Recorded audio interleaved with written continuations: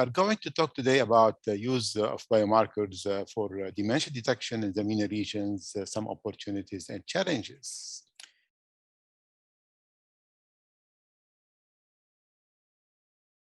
I don't think there's any practical reservation at all. I think it's very important for the patients to be informed and have informed consent for the test so that they realize what is, if you like, their possible future. The diagnostic part is easy. The CSF1 markers are very reliable, but I don't think there's any cultural reservation at all. It's really no worse or no more difficult than asking for a blood test. It is invasive, sure, and it's a bit more complex, but otherwise I don't see any objections. I have had no problems at all in my whole professional life of over 30 years. People may be reluctant when we tell them I want to do CSF. They may be reluctant. As you said, the infrastructure sometimes is not convenient. So people will say, well, we need to do CSF lumbar puncture.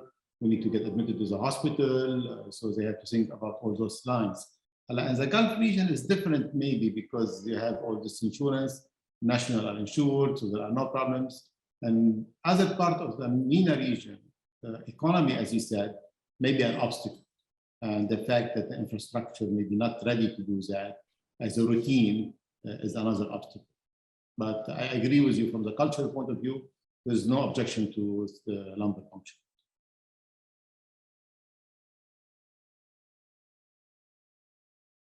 The standard of care right now, in most of the countries in the MENA region, biomarker is not standard. So we don't do standard biomarker testing for all our patients that we are suspecting dementia or Alzheimer. At the same time, mass screening is not recommended actually, not even in the developed countries.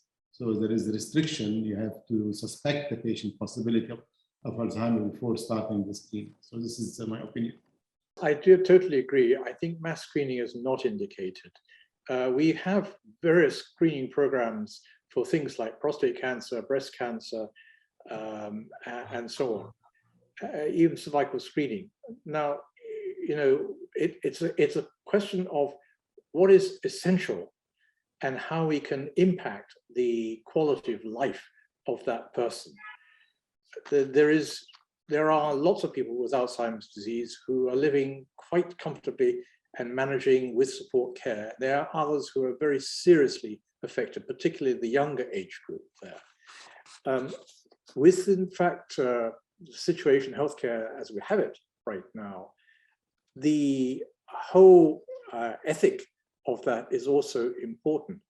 I do believe, and I'm a firm believer in the clinician's aspect of discussing it with the patient and perhaps close relatives or anyone who is invited to share the outlook, the prognosis, and discover, if you like, the patient's own thoughts.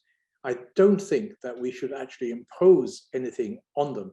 And the very concept of biomarkers is a kind of alien word for many people. The majority, they say, what is a biomarker? Even people in the science field say, you know, what are biomarkers? What do they do? How can they detect a problem? How do you know you're chasing the right beast, if you like, in that sense? So there is some science yet to be discovered, and I think it would be a dangerous concept to say, look, this is available to all, come and get it, because it's going to use up enormous amount of resource time, medical time, for, shall I say, less than optimal calculated benefit.